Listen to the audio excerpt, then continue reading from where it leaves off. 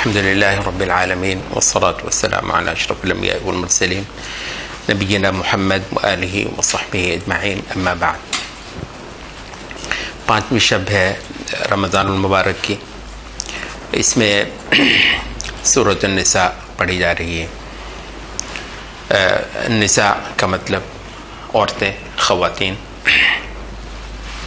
قرآن مجید میں عورتوں کے نام کی صورت ہے، مردوں کے نام کی کوئی صورت نہیں.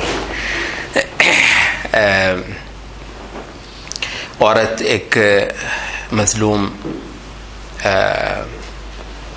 اور پسی ہوئی مخلوق تھی اور ہے اور شاید رہے گی، کیونکہ کمزور پیدا ہوئی ہے. مختلف انداز سے مختلف جاہلیتوں نے اس کے ساتھ مختلف انداز کا ظلم کیا ہے. ٹھیک ہے، کسی نے اس کو بند کر کے گھر میں اور اس کے بہت سارے حقوق سے اس کو محروم کر کے بھی اس پر ظلم کیا ہوگا، لیکن کسی نے اس کو سٹیج پر لا کر اور لوگوں کے سامنے اس کو رقص کروا کے اور اس کو نچا کر بھی جو اس کی توہین کی ہے اور جو اس کے ساتھ زیادتی کی ہے وہ غیر معمولی ہے. یہاں اس وقت کیونکہ عورت کے مسئلے پر دو تہذیبوں کے مابین ایک بہت بڑی جنگ ہے، اس وجہ سے ہمارا تقریباً ہر مسلمان ہی عورت کے حوالے سے اس جنگ کے اندر شریک ہو جاتا ہے. کچھ تو ظاہر ہے وہ ہیں کہ جو دشمن کی بولی بولتے ہیں، اور کچھ وہ ہیں جو ایک ہمارا ایک اسلامی روایت ہے اور اسلامی تہذیب ہے اس کے دفاع میں بولتے ہیں. لیکن آپ کو پتہ ہے کہ ظلم جو ہے اور عدل یہ نفس کی ایک حالت کا نام ہے. ظلم بھی اور عدل بھی. نعروں سے کبھی ظلم ختم نہیں کیا جا سکتا. نعروں سے اگر ظلم ختم کیا جا سکتا تو آج تک ظلم ہوتا ہی نہ. لیکن نعرے لگانے والے اس کہیں بڑھ کر ظالم ہوتے ہیں. کل کا جو مظلوم تھا ہو سکتا ہے آج کا سب سے بڑا ظالم ہو. اس کی یہی وجہ ہے کہ اسلام نے جو لڑائی کروائی وہ انصاف اور ظلم کی تھی، کسی طبقے کی نہیں تھی. جیسے کمیونسٹوں نے غریب اور امیر کی لڑائی کروائی، بھی غریب بیچارہ کسی وجہ سے غریب رہ گیا ہے، لیکن یہ کس نے کہا ہے کہ اگر اس کے پاس کبھی اختیار آ جائے تو وہ امیر سے بڑھ کر یہ ظالم نہیں ہوگا. اور یہ جب غریبوں کے پاس آئی حکومت تو اس وقت جو ظلم سوویت یونین میں لوگوں نے دیکھا وہی طبقہ تھا نا جو اوپر آیا اور اس نے اقتدار لیا. تو وہ ظلم ہوا کہ وہ کسی نے پھپتی بھی کسی کہ 70 سال کل عمر ہوئی کمیونزم کی. 70 سال وہ پھپتی یہ تھی کہ 70 سال جو ہے ایک فرد کے لیے تو مناسب سی عمر ہے، البتہ ایک پوری تہذیب اور پورے نظریے کے لیے 70 سال یار مطلب کوئی چیز ہے بھلا. تو وہ چل بھی نہیں سکا اس وجہ سے کہ انہوں نے اس کو اس صحیح کانٹیکس میں نہیں لیا تھا جس میں اللہ تعالیٰ نے نبی صلی اللہ علیہ وسلم کے ذریعے سے انسانوں کے اندر سے ظلم تو یہاں تھا. البتہ امیر کا اگر غریب پر ظلم تھا تو وہ بھی رسول اللہ صلی اللہ علیہ وسلم نے آ کر ختم کروایا. مرد کا اگر عورت پر ظلم تھا تو اس کو بھی ختم کروایا. بادشاہوں کا اگر رعایا پر ظلم تھا تو اس کو بھی نبی صلی اللہ علیہ وسلم نے ختم کروایا. اور اس کے علاوہ آپ رہن سہن کے اندر اور ماحول کے اندر بیسیوں انداز کے جو ظلم اور زیادتیاں ہیں آخرت کا تصور دے کر تو اس کو جو ہے وہ اسلام نے ختم کروایا. پھر خصوصی طور پہ غلاموں پر جو ظلم ہوتا تھا تو غلاموں کے جو حقوق اسلام نے دیے اور غلاموں کے معاملے میں جو ایک خدا خوفی بھی پیدا کی پورے معاشرے کے اندر، تو اس کے بعد سے ان کو ایک اور زندگی ملی. اور بلا شبہ غلاموں کو وہ زندگی جو اسلام کے آنے کے بعد ملی وہ بے حد مختلف ہے اس زندگی سے جو اسلام کے آنے سے پہلے ان بیچاروں کو ملی ہوئی تھی. یہ رات اور دن کے فرق کی مانند ہے. جس کو چاہے جس کو ضرورت ہو وہ ان دونوں ادوار کا موازنہ کر سکتا ہے. اور بین ہی اسی طریقے سے عورت بھی، عورت کے ساتھ جو ظلم اور زیادتیاں ہوتی تھیں. یہاں ہم چند ایک مقامات قرآن مجید کے ہی پڑھ لیتے ہیں. یہ 19 نمبر آیت ہے سورۃ نساء کی. یا ایھا الذین آمنوا لا یحل لکم ان ترثوا النساء کرہا. اے مومنو، تمہارے لیے جائز نہیں ہے کہ تم عورتوں کے زبردستی وارث بنو. یہ بھلا کیا مراد ہے عورتوں کے زبردستی وارث بننے کا؟ یہ میں نے بھی اگرچہ بعض نے کیا، لیکن جو صحیح ترمانہ ہے وہ یہ نہیں کہ آپ عورتوں کی وراثت کے زبردستی مالک بنتے ہیں، بلکہ یہ ہے کہ عورت خود وراثت ہوتی تھی. یا ایھا الذین آمنوا لا یحل لکم ان ترثوا النساء کرہا. مومنوں، تمہارے لیے جائز نہیں ہے کہ عورت کو وراثت میں لو. وہ ہوتا کیا تھا کہ آدمی نے خاصا، وہ عربوں کے ہاں مہر چلتا تھا، مہر ٹھیک ٹھاک ایک رقم ہوتی تھی، تو اس نے پتہ نہیں کتنے سالوں کا کمائی لگا کر ایک عورت کو اپنے گھر میں بسانے کے لیے وہ مہر لگایا. اب وہ مہر تو لگا دیا اس عورت کے اوپر، لیکن عورت کی بیچاری کی جو ہے نا وہ جان مصیبت میں آئی ہوئی ہے. اب یہ مر گیا ہے. تو عربوں کے ہاں دستور تھا کہ عورت کے بھائی، عورت کے بیٹے، مرد کا جو فوت ہوا ہے، مرد کے بھائی اور مرد کے بیٹے جو ہیں، وہ ہر ایک بھاگتا تھا ادھر. وہ بیچارہ مرا ہے تو یہ اپنے اپنے پرنے لے کر تو عورت کے گلے میں ڈالتے، جس نے ڈال دیا اس کی ہو گئی. تو اور وہ کہتے تھے کہ ہمارا جو آدمی تھا اس نے پیسے نہیں لگائے ہوئے تھے، تو یہ کیا. کسی وقت وہ یہ کرتے تھے کہ اگر خود اس سے شادی نہیں کرنی تو پھر اس کو کسی کو اس مہر کے عوض کسی سے وہ پیسے لے لیتے تھے، تو اس عورت کو اس کو دے دیا کرتے تھے. جہاں تک تو ہے اس کے سوتیلے بیٹے. اب اس سوتیلے بیٹے جو ہیں، صرف اس کا جو اپنی اگر وہ اولاد ہے، ظاہر ہے وہ تو اس کا اپنا بیٹا ہے، وہ تو خیر جاہلیت میں بھی ایسی بات نہیں تھی کہ وہ اس پر ہاتھ ڈالے گا، لیکن اس کے جو سوتیلے بیٹے ہیں وہ اس پر ہاتھ ڈالیں گے اور وہ اس کو اپنے گھر میں ڈال لیں گے. جہاں تک سوتیلے بیٹوں کی بات ہے تو یہ تھوڑی سی آگے چل کر آیت آتی ہے وَلَا تَنْكِحُوا مَا نَكَحَ آبَاؤُكُم مِّنَ النِّسَاءِ، کہ تمہارے باپوں نے جن عورتوں سے نکاح کیا ہے تمہارے لیے جائز نہیں ہے کہ تم ان سے نکاح کرو.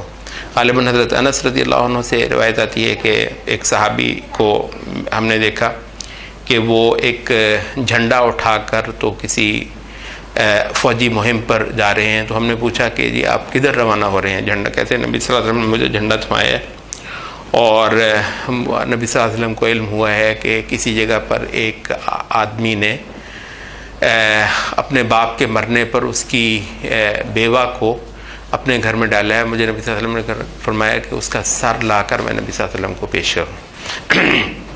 تو اس قدر سخت جو ہے وہ اسلام نے احکام رکھے کہ عورت کو کی یہ تسلیل نہیں ہونے دی جائے گی. اچھا، تو ایک تو یہ ہے وَلَا تَعْضُلُوهُنَّ لِتَذْهَبُوا بِبَعْضِ مَا آتَيْتُمُوهُنَّ إِلَّا أَن يَأْتِينَ بِفَاحِشَةٍ مُبَيِّنَةٍ. اور ان کو اس کو تم نے نکاح سے بھی نہیں روک کر رکھنا، اس لیے کہ جو تم نے اس کو مہر وغیرہ دے رکھا تھا وہ اس کو تم روک کر رکھنا چاہتے ہو اور اس کو تم اس سے حاصل کرنا چاہتے ہو. ہاں، وہ عورت اپنا یہ حق صرف اس صورت میں کھو دے گی اگر اس نے کوئی بدکاری یا کوئی بے حیائی کا کام کیا ہو. اگلا حکم ہے، اور یہ ہمارے علماء فقہا کہتے ہیں کہ یہ مسلمانوں کو ہر گھڑی یہ قرآن مجید کا حکم یاد رکھنا ہے وَعَاشِرُوهُنَّ بِالْمَعْرُوفِ. عورتوں کے ساتھ نیکی کا حکم کرنا واجب ہے، نیکی کا معاملہ کرنا واجب ہے. عورتوں کے ساتھ رہن سہن کرو نیکی کے ساتھ. وَعَاشِرُوهُنَّ بِالْمَعْرُوفِ. آگے فرمایا فَإِن كَرِهْتُمُوهُنَّ، اگر تمہیں وہ ناپسند بھی ہو جائیں. فَعَسَىٰ أَن تَكْرَهُوا شَيْئًا، تو کیا بعید ہے کہ تمہیں ان کی ایک بات بری لگے. وَيَجْعَلَ اللَّهُ فِيهِ خَيْرًا كَثِيرًا، اور اللہ اس میں بہت ساری اور کوئی خیر پیدا کر دے. تو اس کی یہ اسی چیز کو حضرت عمر نے بھی جو ہے وہ بیان کیا. کہتے ہیں کہ حضرت عمر کے پاس ایک آدمی آیا، کہنے لگا جی مجھے اپنی عورت سے کوئی پیار نہیں رہا، پیار نہیں ہے میرا. تو کہتے ہیں حضرت عمر نے اس کو ڈانٹا اور اسے کہا کہ بیوقوف، اور گھر جو ہیں وہ رومانس پر چلا کرتے ہیں، ذمہ داری پر چلتے ہیں. یہ ظاہر ہے رہن سہن کے اندر کچھ دیر کے بعد آدمی کو جو ہے وہی جس کے پر پتہ نہیں مرتا تھا اس کے لیے کتنی کتنی شاعری کرتا تھا، سال کے بعد وہ کسی اور کے لیے شاعری کرنے کا جی چاہ رہا ہوتا ہے اس کا. تو یہ انسان بڑی عجیب طبیعت ہے. مرد کے اندر اگر اللہ سے ڈرنے والا نہ ہو تو ایک درجے میں تماشبینی کوئی رکھی گئی ہے مرد کے اندر.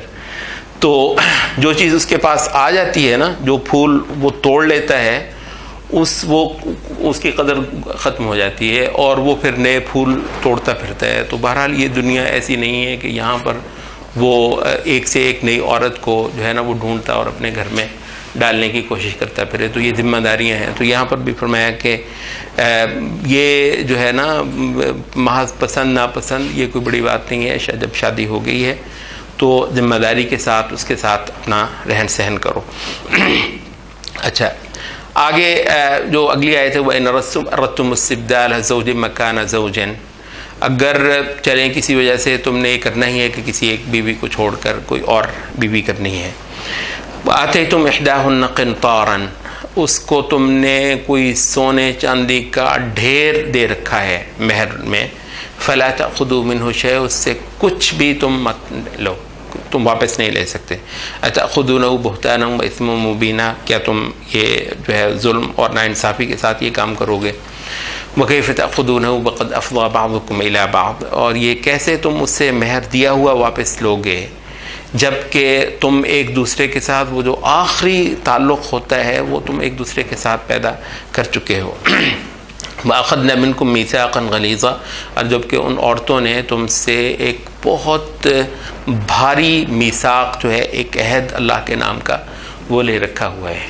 تو اب آپ ذرا یہ دیکھتے ہیں کہ یہ عورت جو ہے اس کی پروٹیکشن کے لیے شریعت خود آئی ہے، اس کے حقوق کے لیے خود آئی ہے. اچھا یہ اسی آیت کا حوالہ آپ کو پتہ ہے حضرت عمر نے بری مجلس میں ایک عورت نے دیا تھا. حضرت عمر نے دیکھا کہ اور لوگ جو ہیں وہ مہر عربوں میں ایک طریقے کی وہ جس طرح کہتے ہیں نا کہ ایک شان اور ایک شوکت کی علامت بن گیا. تو وہ پیسہ بھی بہت آ گیا تھا حضرت عمر کے دور میں، ماشاءاللہ لوگوں کی حالت بہت اچھی ہو گئی. تو بڑھ چڑھ کر جی اس نے اتنا مہر دیا تو جی میں اتنا دے رہا ہوں، تو وہ اتنا دے رہے ہیں. تو مہر کے اندر جسے مغالات المہور بہت غلب ہونے لگ گیا. تو حضرت عمر نے خطبہ دے رہے تھے تو کہنے لگے کہ میرا جی چاہتا ہے کہ میں مہر کی ایک حد مقرر کر دوں، اس سے بڑھ کر میں کسی کو مہر دینے نہ دوں. آپ کو پتہ ہے مہر دیا کس کو جاتا ہے؟ عورت کو. تو بہرحال مطلب ہے یعنی عورت کے لیے تو یہ ایک اچھی چیز ہے کہ مہر اس کو زیادہ مل رہا ہے. تو کہتے ہیں کہ مسجد میں ہی ایک عورت کھڑی ہوئی تو اس نے کہا عمر تو یہ نہیں کر سکتا. تو قرآن مجید میں تم نے نہیں پڑھا کہ اللہ تعالیٰ نے فرمایا کہ وَآتَيْتُمْ إِحْدَاهُنَّ قِنْطَارًا، کہ تم میں سے کسی نے عورت کو سونے چاندی کا ڈھیر بھی دے دیا ہو. تو اس پہ کہتے ہیں کہ حضرت عمر نے سر نیچے کیا اور کہا کہ عمر نے غلطی کی اور یہ ایک عورت جو ہے وہ ٹھیک کہتی تھی. اچھا تو یہ ایک چھوٹا سا مقام ہے، مطلب جو میرا کہنے کا مقصد تھا وہ یہ تھا کہ دیکھیں عورت کے ساتھ ایک اعلیٰ رویہ اختیار کرنا یہ نعروں سے نہیں ہو سکتا. اور یہ بھی کوئی ٹھیک نہیں ہے کہ ہم محض مغربی تہذیب کو جواب دیتے ہوئے پوائنٹ مارا کریں. مطلب ہم وہ امت نہیں ہیں کہ جو دکھاوا کرتی ہو، جس کو محض شور شرابہ کرنا ہو. مطلب ہم ان ساری چیزوں پر ایمان رکھتے ہیں، ہمارا معاملہ ہے ایمان کا. اور یہ ساری چیزیں ہم کسی جو ہے نا وہ جنگ کے لیے یا کسی پھڈے کے لیے یا کسی تنازع کے لیے نہیں کر رہے. ہم یہ سارا ہمارا دین اللہ کے آگے جواب دہی ہے. تو کیا ایسا ہے کہ خواتین کے معاملے میں جو خدا سے ڈرنا ہے وہ ہمارے معاشرے میں ہے؟ کہیں ایسا تو نہیں ہے کہ ہمارے معاشرے کے اندر اللہ تعالیٰ نے جو عورت کے جو حقوق رکھے ہوئے تھے وہ حقوق ہم نے خود تلف کیے ہوں اور ایک رکھنا ہمارے معاشرے میں بن چکا ہو اور مغربی تہذیب نے آ کر اس رکھنے کو بھی استعمال کیا ہو؟ کہ ایسا امکان تو نہیں ہے. اور اگر ایسا ہو تو پھر یہ کیا مطلب ہوا کہ گالیاں ہم دشمن ہی کو دیں اور جبکہ ہمارے قلعوں میں جگہ جگہ نقب لگے ہوں، ہمارے قلعوں کی دیواریں جگہ جگہ سے گری ہوئی ہوں؟ تو کیا پھر یہ درست نہیں ہے کہ ہم وہ صحیح اسلامی زندگی جو کہ اللہ تعالیٰ نے فرض کی ہے، وعاشرہن بالمعروف، بہترین اعلیٰ ترین مناسب ترین معاملہ جو عورتوں کے ساتھ کرنے والا ہے، تو یہ جو ہے دینداروں کے ہاں اس کا خصوصی التزام ہونا چاہیے، اور ہمارا جو تبلیغ ہے، ہماری جو لوگوں کو تلقین ہے، اس کا بھی اس کو باقاعدہ حصہ ہونا چاہیے۔ ایک تو یہ مقام تھا، عورتوں کے اور خانگی امور سے متعلق بہت سارے احکام سورۃ نساء کے اندر اور اس پارے کے اندر آتے ہیں، ظاہر ہے ہم ساروں کو ٹچ نہیں کر سکتے۔ ہم یہاں پر ایک اور مقام جو ہے وہ دیکھیں گے، کیونکہ جہاد کے احکام بھی سورۃ نساء کے اندر بہت کثرت سے آئے ہیں، اور منافقین کے حوالے سے بھی ایک بہت ہی شدید زوردار جو ہے وہ تنبیہ قرآن مجید میں سورۃ نساء کے اندر ہی آتی ہے۔ اچھا، ایک تو یہ ہے کہ قرآن اس میں منافقین کو دو حوالوں سے سورۃ نساء میں بیان کیا گیا، اور منافقین کا یہ جو حوالہ ہے یہ شاید اور کسی جگہ پر نہیں ہے سوائے سورۃ نور کے۔ وہ یہ ہے کہ منافقین آپ کو پتہ ہے کہ نماز سے تو غائب نہیں ہو سکتے تھے۔ اب آپ نے یہ نوٹ کیا ہے کہ قرآن مجید نے منافقین کے بہت سارے اعمال کو بیان کیا ہے اور ان کو ایکسپوز کیا ہے، اس کے باوجود کہیں پر یہ نہیں کہا کہ منافقین نماز نہیں پڑھتے یا نماز نہیں پڑھنے آتے۔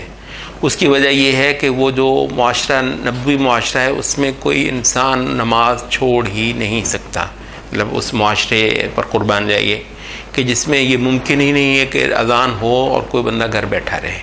تو مطلب وہ منافقین کے بارے میں جو اس حوالے سے جو بات ہے وہ یہ ہے کہ وَإِذَا قَامُوا إِلَى الصَّلَاةِ قَامُوا كُسَالَىٰ، نماز کے لیے اٹھتے ہیں تو بڑے ہی بے دلی سے اٹھتے ہیں، مطلب یہ ہے کہ بے دلی سے اٹھتے ہیں۔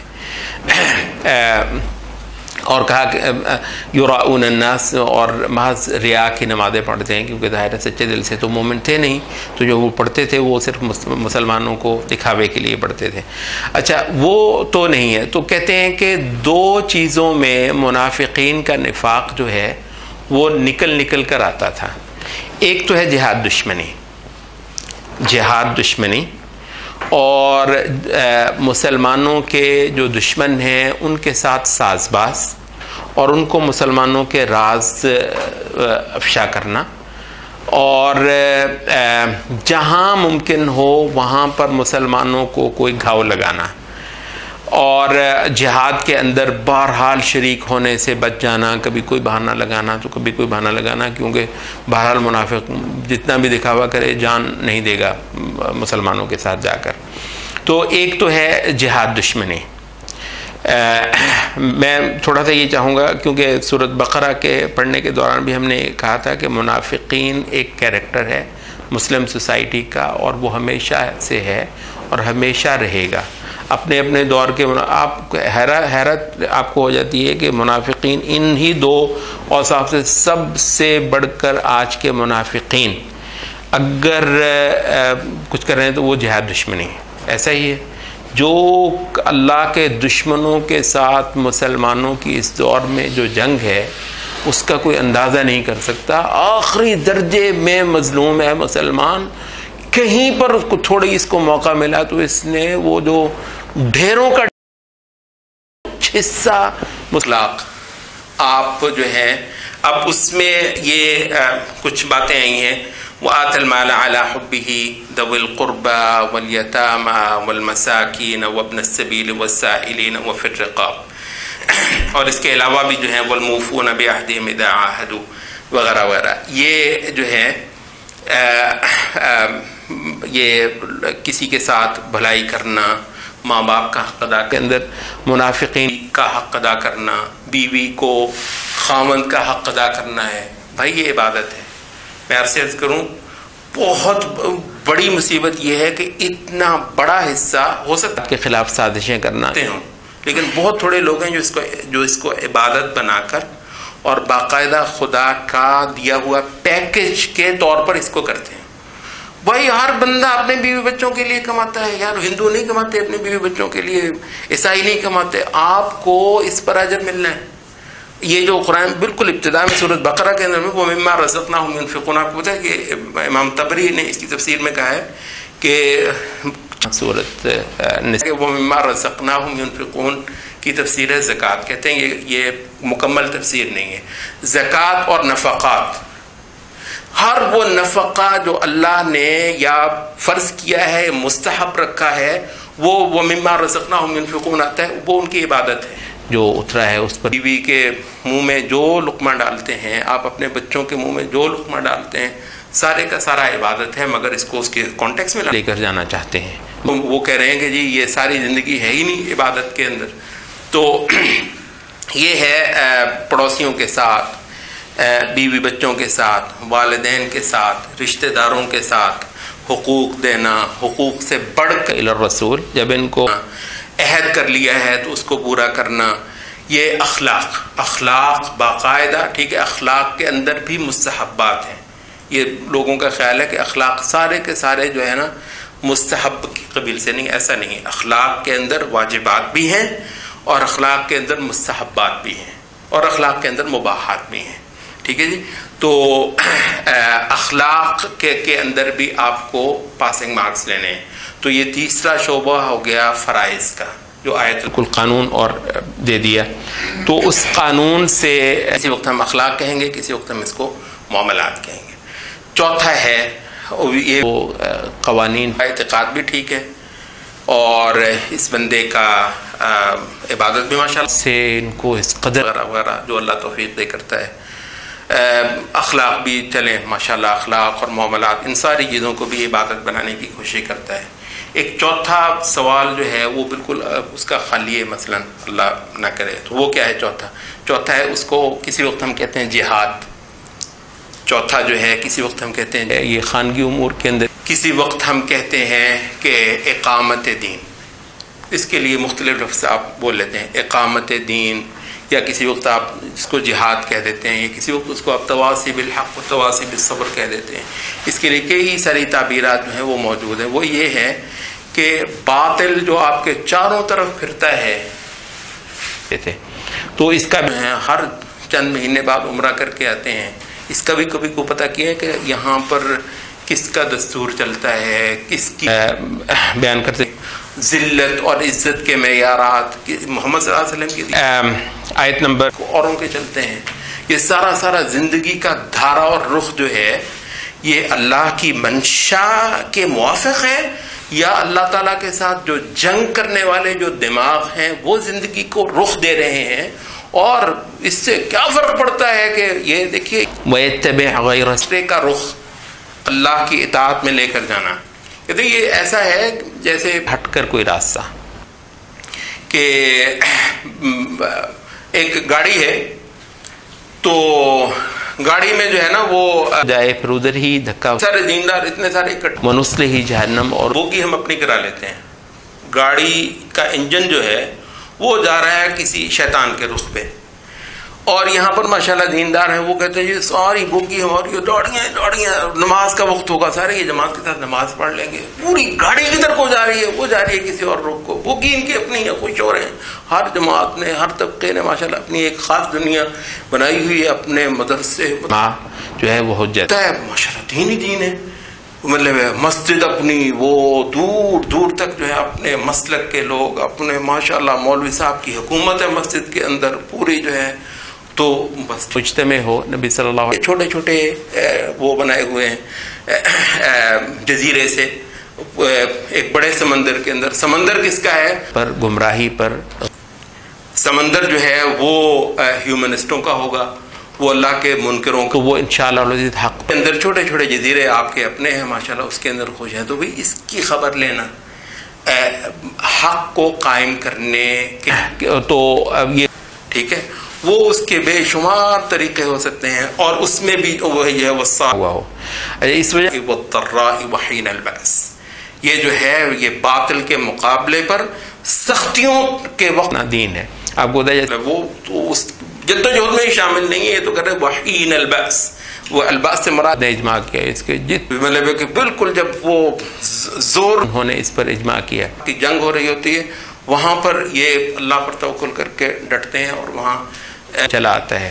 تو مسلمانوں کی تہذیب اس جدوجہد کے اندر ہی شریک نہیں ہے، بلکہ یہ تو ہو سکتا ہے کہ دشمن نے جو پینٹ طریقے کو اختیار کر کے یہ بھی جبتا ہو جیسے وہ جی سارے کے سارے اپنے یا اس وقت بات سمجھنا یہ اس تو یہ ہم پر واضح ہوتا ہے.